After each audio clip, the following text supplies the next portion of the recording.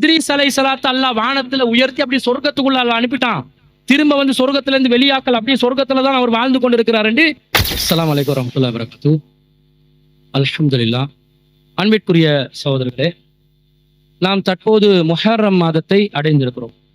இந்த முஹர்ரம் மாதத்தை பொறுத்தவரையில் இஸ்லாமிய மார்க்கத்துல புனிதமிக்க மாதங்களாக கூறப்பட்ட 4 மாதங்கள்ல ஒரு மாதமா இருக்குது.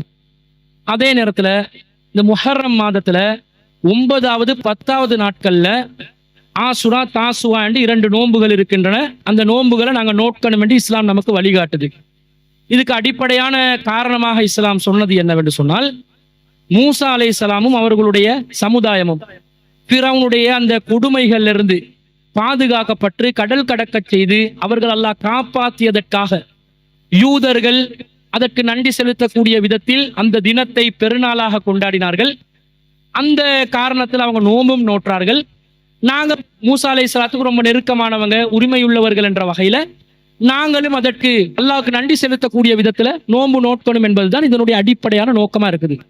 ஆனா இப்ப என்ன செய்யறாங்கடா, இந்த முஹர்ரம் மாதத்துல நாங்க ஆசுராவை எதுக்காக கொண்டாடுறோம் என்ற பேர்ல அந்த நோக்கமே அறியாம பலவிதமான காரணங்களை முன்வைத்து ஆசுரா தினத்தில் நோன்பு நோக்கக்கூடிய ஒரு நிலைக்கு முஸ்லிம் சமூகம் இருக்கிறது. எந்த அளவுக்கெல்லாம் சொல்றாங்கன்னு சொன்னா, இந்த ஆசுரானாலதான் ஆதம் அலைஹிஸ்ஸலாத்துடைய பாவங்கள் எல்லாம் மன்னிக்கப்பட்ட நாள் என்று சொல்லுவாங்க. அதே போன்று இத்ரீஸ் அலைஹிஸ்ஸலாத்தை அல்லாஹ் வானத்துல உயர்த்தி அப்படி சொர்க்கத்துக்குள்ள அல்லாஹ் அனுப்பிட்டான். திரும்ப வந்து சொர்க்கத்துல இருந்து வெளியாக்கல் அப்படியே சொர்க்கத்துல தான் அவர் வாழ்ந்து கொண்டிருக்கிறார் என்று இவங்கெல்லாம் ஒரு கட்டுக்கதை ஒன்று உருவாக்கி அதை நம்பி இதுக்காகத்தான் அந்த ஆசுரா நாள்ல தான் இத்ரீஸ் அலைஹிஸ்ஸலாத்தை அல்லாஹ் சொர்க்கத்துக்கு அனுப்பினான் என்று சொல்றாங்க. அதே போன்று இப்ராஹிம் நபி அலைஹிஸ்ஸலாம் அவர்கள் பிறந்த நாள் ஆசுரா நாள். அது போன்று இப்ராஹிம் நபி அலைஹிஸ்ஸலாத்தை அல்லாஹ் ஹலீலாக்கினதும் இந்த நாள்ல தான். நெருப்பு குண்டத்துல இப்ராஹிம் நபி அலைஹிஸ்ஸலாத்தை போட்டு நோவினை செஞ்சாங்களே, தண்டனையை கொடுத்தாங்களே, அதுவும் இந்த நாள் தான் என்று சொல்றாங்க. அதே போன்று தாவூத் அலைஹிஸ்ஸலாம் அவர்கள் ஒரு தவறு செய்ததாக குர்ஆன் சொல்லுது. அந்த தவறுக்கு பாவ மன்னிப்பு வழங்கப்பட்ட நாள் இதுதான். சுலைமான் நபி அலைஹிஸ்ஸலாத்துக்கு அல்லாஹ் ஆட்சியை கொடுத்த நாள். அதே போன்று ஈசா அலைஹிஸ்ஸலாம் அவர்கள் சிலுவையில் அறையப்படுவதற்காக அவர்கள் அலைந்த நேரத்தில் அல்லாஹ் வானத்தை நோக்கி உயர்த்தி கொண்ட நாள்.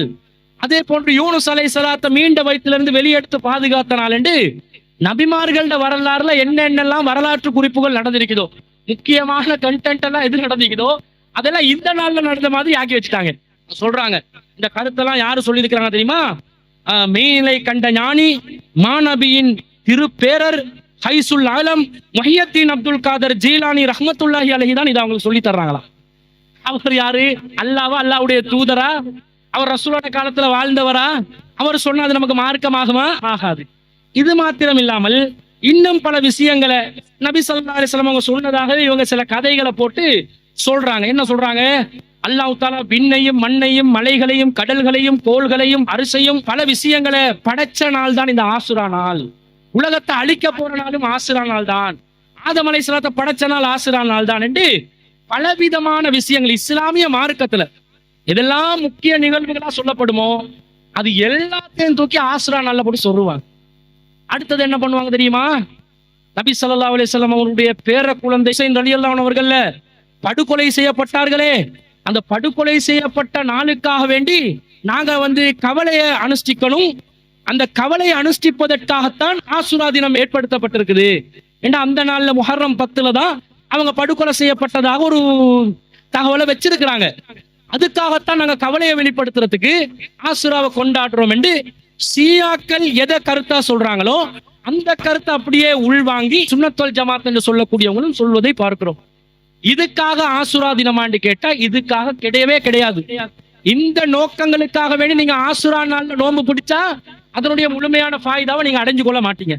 ஆசுரா எதுக்காக என்று சொன்னா, நபி ஸல்லல்லாஹு அலைஹி வஸல்லம் ஆசுராவை 2 கட்டங்கள்ல நோன்பு பிடிச்சிக்கிறாங்க. ஆசுரா நோன்பு மக்கால காபத்துள்ளால அவங்க திரைச்சீலை இருக்குதே, காபத்துள்ளாட திரை, அந்த திரை மாற்றக்கூடிய நாளாக முஹர்ரம் 10ஆம் தேதியை வச்சிருந்தாங்க மக்கால.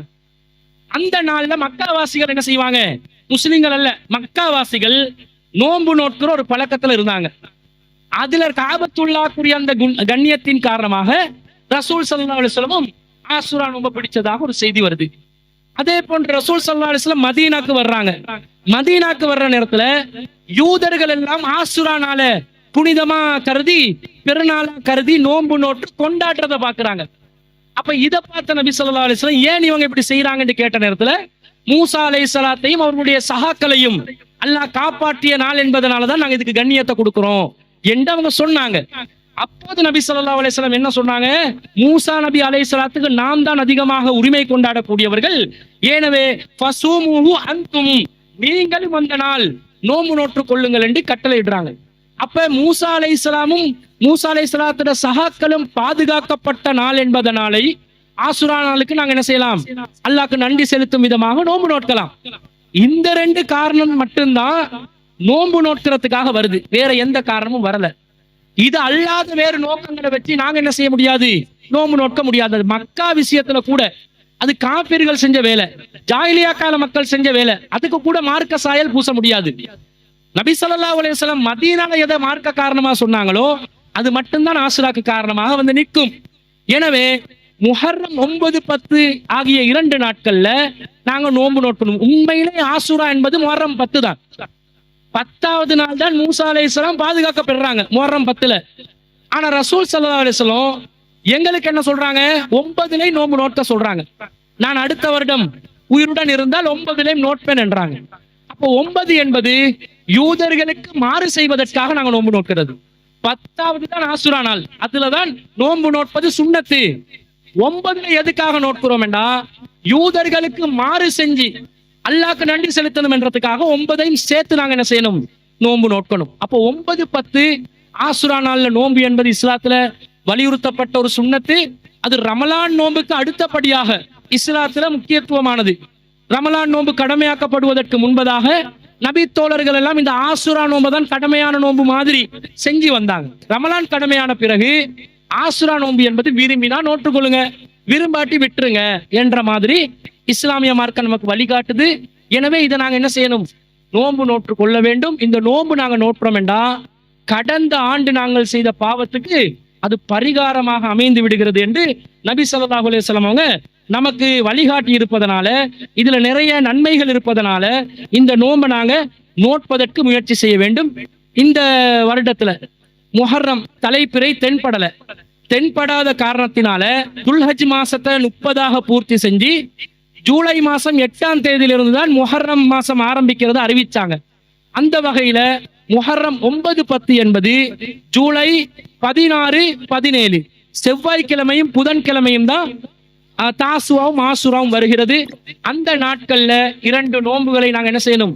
நோற்று அந்த அல்லாஹ்விடத்தில் நாம் பெறக்கூடிய நன்மதிப்புகளையும் நன்மைகளையும் அதிகம் நாங்கள் பெற்றுக்கொண்டு இறைவனுடைய திருப்பொருத்தத்தை அடைந்தவர்களாக நாம் வாழ வேண்டும். எனவே வலியுறுத்தப்பட்ட இந்த நோன்புகளை நீங்கள் அனைவரும் நோக்குமாறு, உங்களால் சக்தி பெற்றவர்கள் கடமை கிடையாது, சக்தி பெற்றவர்கள் நோக்குமாறு கூறிக்கொண்டு விடை பெறுகிறேன். வாஹிரு தாவானா அனில் ஹம்துலில்லாஹி ரபில் ஆலமீன்.